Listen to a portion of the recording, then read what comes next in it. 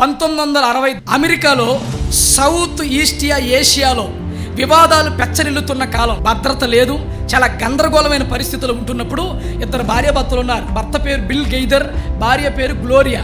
ఆ సమయంలో భార్య గర్భవతిగా ఉండి ఇలాంటి సమయంలో బిడ్డని కంటం అంత సభావేమీ కాదేమో అని ఇద్దరు కూడా బాధపడుతున్నారు. ఏదేమైనప్పటికీ కూడా బిడ్డ పుట్టడం జరిగిపోయింది.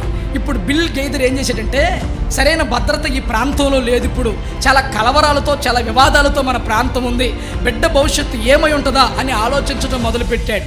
అయితే ప్రియమైన దేవుని బిడ్డరా, ఇలాగ ఆలోచిస్తే నా జీవితానికి సార్థకత ఉండదు, కానీ ఈ బిడ్డ పైన ఉన్న ఆలోచనలన్నీ పక్కన పెట్టి యేసు సజీవుడు, నా దృష్టిని ఆయన వైపుకు మళ్ళిస్తానని బిడ్డ వైపు ఉన్న దృష్టి ఎవరి వైపుకు మళ్ళించాడు?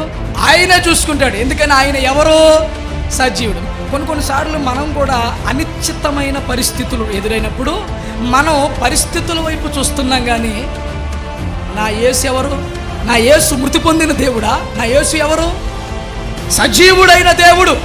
సజీవుడైన దేవుడు ఉన్నప్పుడు నేను అంటున్నాను, మన భవిష్యత్తు విషయంలో మనకి డోకా లేదు. చెప్పండి.